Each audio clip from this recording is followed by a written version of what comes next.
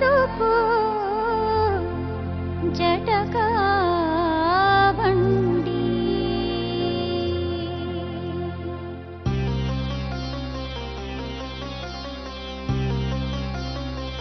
G ಕನ್ನಡದ ಸಮಸ್ತ ವೀಕ್ಷಕ ಬಾಂಧವರಿಗೆಲ್ಲ ನಿಮ್ಮ ಮಾಲವಿಕಾ ಮಾಡುವ ಪ್ರೀತಿಯ ನಮಸ್ಕಾರ. ಧರ್ಮ ಎಲ್ಲಿಂದ ಹುಟ್ಕೊಳ್ತು ಅಂತ ಅದರ ಮೂಲಕ್ಕೆ ಹೋದಾಗ ಪ್ರಾಯಶಃ ನಮ್ಮನ್ನ ಸೃಷ್ಟಿಸಿದ ಭಗವಂತನೊಂದಿಗೆ ಒಂದು ರೀತಿಯ ಸಂವಾದ ನಡೆಸಲು, ಅವನಿಗೆ ಕೃತಜ್ಞತೆ ತಿಳಿಸಲು ಧರ್ಮವನ್ನ ಮನುಷ್ಯ ಸೃಷ್ಟಿಸಿದ ಅನ್ಸುತ್ತೆ. ಧರ್ಮ ಮತ್ತು ಧಾರ್ಮಿಕ ನಂಬಿಕೆಗಳು ವೈಯಕ್ತಿಕವಾಗಿರುತ್ತೆ, ನಮ್ಮ ಮತ್ತು ದೇವರ ನಡುವಿನ ಸಂಬಂಧವಾಗಿರುತ್ತೆ. ಆದರೆ ಆ ಧರ್ಮವನ್ನೇ ಆಧಾರವಾಗಿಟ್ಟುಕೊಂಡು ಎರಡು ಜನಾಂಗಗಳು ಜಗಳ ಆಡೋದು ಅಥವಾ ನಮ್ಮ ಧರ್ಮ ದೊಡ್ಡದು ನಿಮ್ಮ ಧರ್ಮ ಚಿಕ್ಕದು ಅನ್ನುವ ವಾದಕ್ಕೆ ತೊಡಗುವುದು, ಇವೆಲ್ಲವೂ ಸಮಾಜದಲ್ಲಿ ಗೊಂದಲವನ್ನ, ಅನಾರೋಗ್ಯವನ್ನ ಮೂಡಿಸುತ್ತೆ. ನಾನು ವಿಚಾರವನ್ನ ಪೂರಕವಾಗಿ ಹೇಳ್ತಾ ಇದ್ದೀನಿ ಅಂತ ನಿಮಗನ್ನಿಸಬಹುದು. ನಾನು ಹೇಳ್ತಾ ಇರೋದು ಹಿಂದೂ ಮತ್ತು ಇಸ್ಲಾಂ ಧರ್ಮೀಯರ ನಡುವಿನ ಜಗಳ.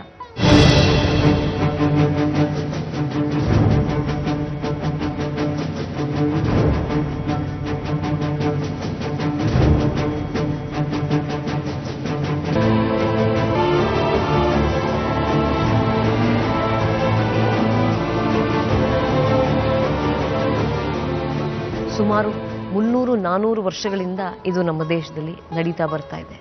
ಒಗ್ಗಟ್ಟು ಇದೆ, ಆದರೆ ಅವರ ನಡುವಿನ ವಾದಗಳೂ ಇವೆ, ಜಗಳಗಳೂ ಇವೆ. ಇದನ್ನ ಕಾರಣ ಮಾಡಿಕೊಂಡು ನಮ್ಮ ದೇಶ ಮತ್ತು ಪಾಕಿಸ್ತಾನದ ನಡುವೆ ನಾವೊಂದು ಗೆರೆಯನ್ನೇ ಎಳೆದ್ಬಿಟ್ಟಿದ್ದೀವಿ. ಹೃದಯಗಳ ನಡುವೆ ಗೆರೆಯನ್ನ ಯಾಕೆ ಎಳಿತೀವಿ? ಹಾಗೆ ಹೃದಯಗಳ ನಡುವೆ ಗೆರೆಯನ್ನ ಎಳೆದಾಗ ಅದಕ್ಕೆ ತುತ್ತಾಗುವರು, ಅದರ ಪರಿಣಾಮಕ್ಕೆ ಒಳಗಾಗುವರು, ಅವರ ನೋವೇನು ಕೇಳೋಣ ಬನ್ನಿ ಇವತ್ತಿನ ಕಥೆಯಲ್ಲಿ ನಮ್ಮ ಬದುಕು ಜಟಕ ಬಂಡಿಯಲ್ಲಿ. ಪ್ರೀತಿಯ ವೀಕ್ಷಕರೇ, ಲೈಲಾ ಮಜ್ನೂರಂತಹ ಹಿಂದೂ ಮುಸ್ಲಿಂ ಯುವಕರ ನಡುವೆ ನಡೆಯುವಂತಹ ಪ್ರೀತಿಯ ಕಥೆಗಳನ್ನ ನಾವು ಕೇಳಿದ್ದೀವಿ, ಪ್ರೇಮ ಕಥೆಗಳನ್ನ ಕೇಳಿದ್ದೀವಿ.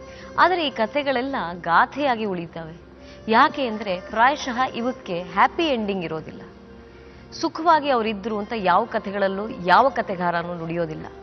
ಇದೇ ವಾಸ್ತವನ, ಇದೇ ಸತ್ಯನ, ಈ ವಾಸ್ತವದ ಪ್ರತಿಬಿಂಬವಾಗಿ ಇವತ್ತು ನಮ್ಮ ಮುಂದೆ ರಫೀಕ್ ಮತ್ತು ಆಶಾಲತಾ ಬಂದಿದ್ದಾರೆ. ಆಶಾಲತಾ ಮತ್ತು ರಫೀಕ್ ನಡುವೆ ನಡೆದ ಪ್ರೇಮ ಕಥೆ ಏನು, ಆ ಕಥೆಯ ಪರಿಣಾಮ ಏನು, ಇವತ್ತು ಸಮಾಜ ಅವರನ್ನ ಹೇಗೆ ನೋಡ್ತಾ ಇದೆ, ಇವೆಲ್ಲವನ್ನ ಕೇಳಿ ತಿಳ್ಕೊಳ್ಳೋಣ.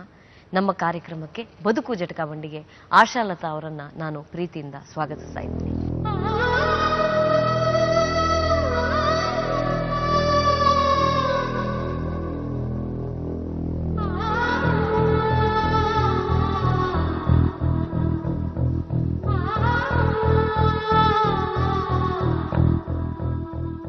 ನಮಸ್ಕಾರ.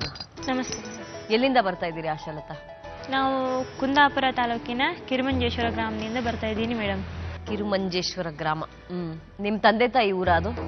ನಮ್ಮ ತಂದೆ ಊರು ಗಂಗೊಳ್ಳಿ, ನಮ್ಮ ತಾಯಿ ಊರು ಕಿರುಮಂಜೇಶ್ವರ. ಸೊ ನೀವ್ ಈಗಿರೋದು ತಾಯಿ ಊರಲ್ಲಿ? ತಾಯಿ ಊರಲ್ಲೇ ಇರೋದು. ತಂದೆಯವರಿದ್ದಾರೆ? ನಮ್ಮ ತಂದೆ ಇಲ್ಲ, ತೀರ್ಕೊಂಡಿದ್ದಾರೆ. 14 ವರ್ಷ ಆಯ್ತು ಮೇಡಮ್. ನಿಮ್ಮ ಹಳ್ಳಿಯಲ್ಲಿ ಅಥವಾ ನಿಮ್ಮ ತಾಲೂಕಿನಲ್ಲಿ ಹಿಂದೂಗಳು ಮತ್ತು ಮುಸ್ಲಿಂಗಳ ನಡುವೆ ಯಾವುದೋ ಕಾರಣಕ್ಕೆ ಜಗಳ ಆಯ್ತು ಅಂತ ಕೇಳಿದೆ. ಏನಮ್ಮ ಅದು? ಅವಾಗ ಏನ್ ಸಮಸ್ಯೆ ನಡೀತು? 2002ನೇ ಇಸ್ವಿಯಲ್ಲಿ ಮೇಡಮ್, ಏರ್ಸ್ ಇಂಜೆಕ್ಷನ್ ಅಂತ ಒಂದು ವಿಚಾರದಲ್ಲಿ ಹಿಂದೂ ಮುಸ್ಲಿಂಗಳ ನಡುವೆ ಗಲಾಟೆ ಆಗಿತ್ತು. ಏನು ಏಡ್ಸ್ ಇಂಜೆಕ್ಷನ್ ಅಂದ್ರೆ? ಏಡ್ಸ್ ಇಂಜೆಕ್ಷನ್ ಅಂತ ಹೇಳಿದ್ರೆ ಆವಾಗೆಲ್ಲ ವಾದಂತಿ ಅಂದ್ರೆ ಏನು ಇಂಜೆಕ್ಷನ್ ನಲ್ಲಿ ಏನು ಏಡ್ಸ್ ಇರುವಂತ ಮೆಡಿಸಿನ್ ಹಾಕ್ಬಿಟ್ಟು ಚುಚ್ತಾ ಇದ್ದಿದ್ರಂತೆ. ಆ ವಿಚಾರದಲ್ಲಿ ಯಾರಿಗೆ ಮಾಡಿದ ಹಾಗೆ? ಮುಸ್ಲಿಮ್ರು ಹಿಂದೂಗಳಿಗೆ ಮಾಡಿರುವಂತದ್ದು. ಹೀಗೆ ವದಂತಿ ಈ ವದಂತಿ ಇಟ್ಕೊಂಡು ಗಲಾಟೆ ಆಗಿದ್ದು. ಆ ಸಂದರ್ಭದಲ್ಲಿ ನಮ್ಮೂರಿನಲ್ಲಿ ಇದು ಮೀನುಗಾರರು ಜಾಸ್ತಿ, ಮೀನು ಮಾರ್ಲಿಕ್ಕೆ ಬಂದ ಮಗುವಿರರೆ ಹೆಂಗಸೊಬ್ರು ನಮ್ಮನೆ ಪಕ್ಕ ಬಂದ್ಬಿಟ್ಟು ಹೇಳಿದ್ರು, ಈ ಮುಸ್ಲಿಮ್ರೊಳಗೆ ನಮಗೆ ದುಡ್ಕೊಂಡು ತಿನ್ಲಿಕ್ಕೂ ಸಹ ನಮ್ಗೆ ಆಗ್ತಾ ಇಲ್ಲ, ನಮ್ಗೆ ತುಂಬಾ ತೊಂದರೆ ಆಗ್ತಿದೆ, ಬಸ್ನಲ್ಲಿ ಹೋಗ್ಲಿಕ್ಕೆ ಭಯ ಆಗ್ತಿದೆ, ಯಾವಾಗ ಇಂಜೆಕ್ಷನ್ ಚುಚ್ತಾರೋ ನಮ್ಗೇನ್ ತೊಂದರೆ ಆಗತ್ತೋ, ಎಲ್ಲ ಗಲಾಟೆ ಆಗತ್ತೋ ಅಂತ ಅವ್ರಿಗೆ ಅನ್ಸಿದ್ದನ್ನ ಅವ್ರು ಹೇಳ್ಬಿಟ್ರು. ನಮ್ಮ ಪಕ್ಕದ ಮನೆ ತಾಯಿರನ್ನು ಹುಡುಗಿ ಒಬ್ಳು ಮುಸ್ಲಿಮರ ಬಗ್ಗೆ ಹೇಳಿದ್ದಲ್ವಾ ಅಂತವಳು ಅವ್ರ ಹತ್ರ ಗಲಾಟೆಗೆ ಹೋದಾಗ ನಮ್ಮ ತಾಯಿ, ಯಾಕೆ ಸುಮ್ನೆ ಅವ್ರ ಹತ್ರ ಗಲಾಟೆ ಮಾಡ್ತೀಯಾ, ಮುಸ್ಲಿಂ ಅಂದ ಕೂಡ್ಲೆ ನಿನ್ನ ಸಂಬಂಧದವ್ರು ಯಾರು ಅಲ್ಲ, ತಪ್ಪೇನೆ ಮಾಡಿರೋದು, ಅದನ್ನ ಅವ್ರು ಹೇಳಿದ್ದಾರೆ, ನೀನೇ ಅದ್ರ ಬಗ್ಗೆ ಏನು ತಲೆ ಕೆಡಿಸ್ಕೊಳ್ಬೇಡ ಅಂತ ನಮ್ಮ ತಾಯಿಯವರು ಹೇಳಿದ್ರು. ಅದೇ ಕಾರಣಕ್ಕೆ ಅವಳು ನಮ್ಮ ಹತ್ರ ಚೆನ್ನಾಗಿದ್ಲು ಮೊದಲು. ಆ ವಿಚಾರ ಬರ್ಬೇಕಿದ್ರೆ ಮೊದಲು ತುಂಬಾ ಚೆನ್ನಾಗಿದ್ಲು, ಒಳ್ಳೆ ಫ್ರೆಂಡ್ಸ್ ಆಗಿದ್ವಿ ನಾವು. ಅದೇ ವಿಚಾರಕ್ಕೆ ಅವಳು ಕೋಪ ಮಾಡ್ಕೊಂಡು ನಮ್ಮ ಮನೆಗೆ ಬರೋದನ್ನು ನಿಲ್ಸಿದ್ಲು. ಅದೇ ದಿನದಿಂದನೇ ಹೋದವಳು ತಿರುಗಿ ನಮ್ಮ ಮನೆಗೆ ಸಂಜೆ ತನಕ ಬಂದಿರ್ಲಿಲ್ಲ ಆಗಿತ್ತು. ಆವಾಗ ಇವರು ರಫೀಕ್ ಅಂತ ತಾಯಿರವರ ಅಣ್ಣ ಅವರು ಕೆಲಸಕ್ಕೆ ಹೋಗಿದ್ರು. ನಮ್ಮ ನಡುವೆ ಆಗಿರೋ ವಿಷಯ ಅವರಿಗೆ ಗೊತ್ತಿರ್ಲಿಲ್ಲ. ದಿನ ಬಂದಾಗೆ ಬರ್ತಾ ಇದಾರೆ ಅನ್ಕೊಂಡು ಇವರು ಕೆಲ್ಸಕ್ಕೆ ಹೋಗಿದ್ದವರು ನಮ್ಮ ಮನೆಗೆ ಬಂದ್ರು. ಯಾಕೆ ನಮ್ಮ ಮನೆಯವ್ರು ಯಾರು ಕಾಣಿಸ್ತಾ ಇಲ್ವಲ್ಲ ಯಾಕೆ ಅಂತ ಕೇಳಿದ್ರು.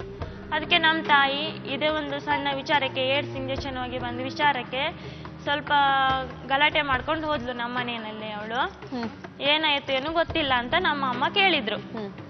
ಆವಾಗ ನಮ್ಮ ರಫೀಕ್ ಇದ್ದಾರಲ್ಲ ಅವ್ರು ಹೋಗ್ಬಿಟ್ಟು ಮನೇಲಿ ಹೋಗಿ ಏನ್ ಗಲಾಟೆ ನಿಮ್ದು, ಅಕ್ಕಪಕ್ಕ ಹಾಕೊಂಡು ಈ ತರ ಗಲಾಟೆ ಮಾಡ್ಕೊಂಡು ಅದಕ್ಕೆ ಚಿಕ್ಕ ಚಿಕ್ಕ ವಿಷಯಕ್ಕೆ ಮುನಿಸ್ಕೊಂಡು ಕೂತ್ಕೊಳ್ಳೋದು ತಪ್ಪು ಅಂತ ಹೇಳಿದ್ರು. ಅದಕ್ಕೆ ಅವರು ತಾಯಿರನ ತಾಯಿ ಮತ್ತೆ ಅಕ್ಕ, ಇನ್ ಮುಂದೆ ನೀನು ಆಶಾ ಅವ್ರ ಮನೆಗೆ ನೀವು ಹೋಗೋಗಿಲ್ಲ, ನಾವು ಸಹ ಹೋಗೋದಿಲ್ಲ ಅಂತ ಅವರಿಗೆ ಕಂಡೀಷನ್ ಹಾಕ್ಬಿಟ್ರು.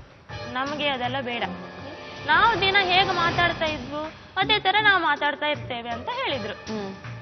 ಅದಕ್ಕೆ ಇವಳು ಅದೇ ಕೂಡ್ಲೆ ಒಂದ್ ಸ್ವಲ್ಪ ಮುಜುಗರನು ಮಾಡ್ಲಿಲ್ಲ, ಏನಿಲ್ಲ, ಒಂದು ಹುಡುಗಿ ಬಾಳು ಅಂತಾನು ಅನ್ಕೊಂಡ್ಲಿಲ್ಲ. ಏನು ಅವಳ ತಾಯಿ ಅವಳ ಮಗಳನ್ನ ನಿನಗೆ ಕೊಡ್ತಾಳಂತ ಕೇಳಿದ್ಲು. ಯಾರು? ತಾಹಿರ.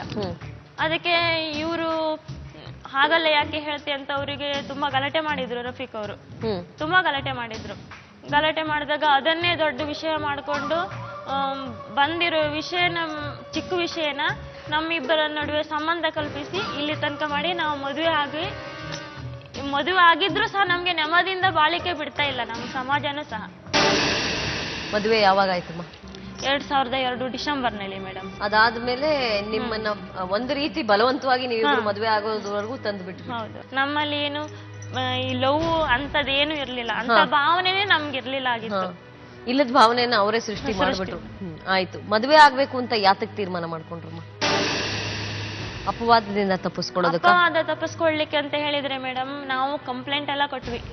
ಏಪ್ರಿಲ್ 28ಕ್ಕೆ ನಾನು ನಮ್ಮ ಅಮ್ಮ ಹೋಗಿ ಕಂಪ್ಲೇಂಟ್ ಕೊಟ್ವಿ.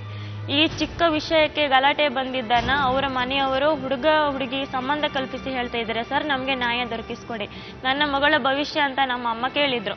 ಅದೇ ರೀತಿ ಪೊಲೀಸ್ನವರು ನಮ್ಮ ಮನೆಗೆ ಬಂದ್ರು. ನಮ್ಮ ಮನೆಗೆ ಬಂದು ಕೇಳಿದಾಗ ಇವರ ಅಕ್ಕ ಮಮತಾಜ್ ಅನ್ನೋಳು ಹೇಳಿದ್ಲು, 12 ಗಂಟೆ ರಾತ್ರಿಗೆ ನನ್ನ ತಮ್ಮ ಆಶಾ ಮನೆಯಲ್ಲಿ ಇದ್ದ, ನಮ್ಮ ತಂದೆ ಹೋಗಿ ಎಳ್ಕೊಂಡು ಬಂದ್ರು ಅಂತ ಸುಳ್ಳು ಹೇಳಿದ್ಲು ಪೊಲೀಸ್ನವ್ರ ಹತ್ರ. ಅವರು ಏನು ಇದ್ ಮಾಡ್ಲಿಲ್ಲ, ರಫೀಕ ಬರ್ಲಿ ಅವನು ಸೊಂಟ ಮುರಿತೀನಿ ಅಂತ ಹೇಳ್ಬಿಟ್ಟು ಹೋದ್ರು. ನಂತರ ಸ್ಟೇಷನ್ಗೆ ಕರೆಸಿದ್ರು ಇವರನ್ನ. ಸ್ಟೇಷನ್ಗೆ ಕರೆಸಿಬಿಟ್ಟು ನಮ್ಮ ಅಮ್ಮನ ಮತ್ತೆ ಅವ್ರನ್ನ ಸ್ಟೇಷನ್ಗೆ ಕರೆಸಿಬಿಟ್ಟು ಕೇಳಿದಾಗ ರೀತಿ ವಿಚಾರಗಳನ್ನೆಲ್ಲ ಹೇಳಿದಾಗ SI ಅವರು ಹೇಳಿದ್ರು, ಅವ್ರಿಗೆ ಅರ್ಥ ಆಯ್ತು. ನಂತರ ಇದು ಸುಳ್ಳು ಆದಂತೆ ಅಂತ ಗೊತ್ತಾಯ್ತು. ನೋಡು ರಫೀಕು, ನೀನು ಇಲ್ಲಿ ಇರಬೇಡ, 1-2 ವರ್ಷ ಊರು ಬಿಟ್ಟು ಹೋಗು. ಊರು ಬಿಟ್ಟು ಹೋದ್ರೆ ಅಂದ್ರೆ ಹುಡುಗಿ ಭವಿಷ್ಯ ಅಲ್ವಾ, ಅದಕ್ಕೆ ಅವಳಿ ಸುಮ್ಮನೆ ಕೆಟ್ಟ ಹೆಸರು ಬರುತ್ತೆ, ಊರು ಬಿಟ್ಟು ಹೋಗು ಅಂತ ಹೇಳಿದ್ರು. ಅದು ಅವ್ರ ಮನೆಯವರಿಗೂ ಸಹ ಗೊತ್ತು.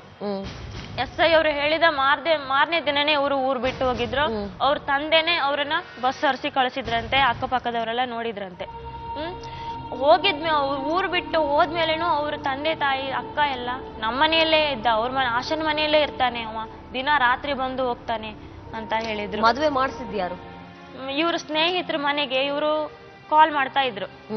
ಊರ್ ಬಿಟ್ಟು ಹೋದವ್ರು ಮನೆಯವ್ರ ಹತ್ರ, ನಾನು ಇಂಥ ಊರಿನಲ್ಲಿ ಇದ್ದೇನೆ, ನೀವು ಸುಮ್ಮನೆ ಗಲಾಟೆ ಮಾಡ್ಬೇಡಿ, ನಾನು ಒಂದ್ ಸ್ವಲ್ಪ ದಿನ ಬಿಟ್ಟು ಬರ್ತೇನೆ, ನಿಮ್ಗೆ ಹಣ ಕಳಿಸ್ತೇನೆ, ಜಗಳ ಮಾಡ್ಬೇಡಿ ಅಂತ ಹೇಳ್ತಾ ಇದ್ರಂತೆ ಇವ್ರು. ಅದನ್ನ ಇವ್ರ ತಂದೆ ತಾಯಿ ಅಕ್ಕ ಯಾರು ಒಪ್ತಾ ಇರ್ಲಿಲ್ಲ. ಸುಳ್ಳು ಅಂತಾನೆ ಅವ್ರ ಸ್ನೇಹಿತರದ್ರೇ ಜಗಳ ಕಾಯ್ತಾ ಇದ್ರು. ನಂತರ ನಮ್ಮ ತಾಯಿಗೆ ಹುಷಾರಿಲ್ಲ, ಕಿಡ್ನಿ ತಲೆ ವಿಷ ತಗೊಂಡು ಅವರಿಗೆ ಕಿಡ್ನಿ ಜಾಮ್ ಆಯ್ತು. ಆಮೇಲೆ ಇವ್ರ ಸ್ನೇಹಿತರ ಮನೆಗೆ ಕಾಲ್ ಬರ್ತಾ ಇತ್ತಲ್ವಾ, ಅವ್ರ ಹತ್ರ ಹೋಗಿ ಹೇಳಿದ್ಲು, ಒಂದು ಸ್ವಲ್ಪ ನನ್ನ ಹತ್ರ ಮಾತಾಡ್ಲಿಕ್ಕೆ ಹೇಳಿ, ಅವ್ರ ಹತ್ರ ನಮ್ಮ ಮನೆ ಕಾಲ್ ಮಾಡ್ಲಿಕ್ಕೆ ಹೇಳಿ, ನಾವ್ ಒಂದ್ಸಲ ಮಾತಾಡ್ಬೇಕು ಅವನ ಹತ್ರ, ನನಗೆ ಇನ್ನೊಂದ್ರ ಸಹಿಸ್ಕೊಳ್ಲಿಕ್ಕೆ ಆಗ್ತಾ ಇಲ್ಲ ಅಂತ ಹೇಳಿದ್ರು. ಅದೇ ರೀತಿ ಇವ್ರು ನಮ್ಮನೆಗೆ ಹೇಳಿ 1 ವಾರದಲ್ಲಿ ನಮ್ಮನೆಗೆ ಕಾಲ್ ಮಾಡಿದ್ರು. ಕಾಲ್ ಮಾಡಿದಾಗ ನಾನು ಹೇಳ್ಕೊಂಡೆ, ನೋಡಿ ರಫೀಕ್, ನಿಮ್ಮ ತಂದೆ ತಾಯಿ ಎಲ್ಲ ಇನ್ನೂ ನನಗೆ ಹೇಳುವುದನ್ನು ಬಿಡ್ತಾ ಇಲ್ಲ, ನನಗೆ ಮದುವೆ ಆಯ್ತು ಅಂತ ಸಹ ಹಬ್ಸಿದ್ರು, ಸುಳ್ಳು ಆದಂತೆ ಹಬ್ಸಿದ್ರು. ಅದಕ್ಕೆ ಇನ್ಮುಂದೆ ನನ್ನ ಭವಿಷ್ಯ ನಾನು ನೋಡ್ಕೊಳ್ಳೇಬೇಕು, ನೀವಿಲ್ಲ ನನ್ನ ಮದುವೆ ಆಗ್ಬೇಕು, ಇಲ್ಲ ಅಂದ್ರೆ ನಾನು ನೀವು ಇಬ್ರು ಇರೋದು ಬೇಡ, ಇಬ್ರು ಆತ್ಮಹತ್ಯೆ ಮಾಡ್ಕೊಳ್ಳೋಣ, ಇಲ್ಲ ಅಂದ್ರೆ ನೀವು ನನಗೆ ಬಾಳ್ ಕೊಡ್ಬೇಕು, ಎರಡರಲ್ಲಿ ಒಂದು ಮಾಡಿ. ನನಗೆ ಸಹಿಸ್ಕೊಳ್ಲಿಕ್ಕೆ ಆಗ್ತಾ ಇಲ್ಲ. ನನಗೆ ಅಣ್ಣ ತಮ್ಮ ಯಾರಿಲ್ಲ, ತಂದೆ ಇಲ್ಲ, ತಾಯಿ ಇರುವುದೊಬ್ರೆ, ಯಾರು ನಮ್ಮ ಸಪೋರ್ಟಿಗೆ ಬರ್ತಾ ಇಲ್ಲ, ನೀವೇ ನಮ್ಮ ದಾರಿ ತೋರಿಸ್ಬೇಕು ಅಂತ ಕೇಳ್ಕೊಂಡೆ. ಆವಾಗ ಅವ್ರು ಏನ್ ಮಾಡಿದ್ರು, ಅವರು ಸ್ನೇಹಿತರೆಲ್ಲ ಬೆಂಗಳೂರಿನಲ್ಲಿ ಇದ್ರಂತೆ. ಅವರನ್ನೆಲ್ಲ ಮೀಟ್ ಮಾಡಿಬಿಟ್ಟು, ಆಯ್ತು ನಮ್ಮ ಮನೆಯವರು ನನ್ನ ಮಾತಿಗೆ ಬೆಲೆ ಕೊಡ್ಲಿಲ್ಲಲ್ಲ ಅಂತ ಹೇಳ್ಬಿಟ್ಟು ಅವ್ರು ಹೇಳಿದ್ರು, ಆಯ್ತು ನಾನು ನಿನ್ನನ್ನು ಮದುವೆ ಆಗ್ತೇನೆ, ನಾನು ನಿಮ್ಮ ಧರ್ಮಕ್ಕೆ ನಾನು ಬರ್ತೇನೆ, ನನ್ಗೆ ಅವ್ರ ಮನೆ ತಂದೆ ತಾಯಿ ಅಕ್ಕ ತಂಗಿ ನನ್ಗೆ ಯಾರು ಬೇಡ, ಅವ್ರು ನನ್ನನ್ನ ಅವ್ರ ಅರ್ಥಕೊಳ್ಳಿಲ್ಲ ಅಲ್ಲ, ಅವರೊಂದಿಗೆ ನಾನು ಇರೋದಿಲ್ಲ, ನಿಮ್ ಧರ್ಮಕ್ಕೆ ಬಂದು ನಿಮ್ಮ ತಾಯಿನ ನಾನು ನೋಡ್ಕೊಳ್ತೇನೆ ಅಂತ ಹೇಳಿ ಅವ್ರ ಸ್ನೇಹಿತರ ಮುಖಾಂತರ ಅಣ್ಣಮ್ಮ ದೇವಿ ದೇವಸ್ಥಾನದಲ್ಲಿ ಡಿಸೆಂಬರ್ನಲ್ಲಿ ನನ್ನ ಮದುವೆ ಆದ್ರು. ನಾನು ರಫೀಕನ್ ಕರೆಸ್ತೀನಿ. ಮುಂದಿನ ವಿಚಾರ, ಮುಂದಿನ ಕಥೆಯನ್ನ ರಫೀಕರೊಂದಿಗೆ ನಾವು ಮಾತನಾಡಿ ಕೇಳಿ ತಿಳ್ಕೊಳ್ಳೋಣ. ಜಟಕ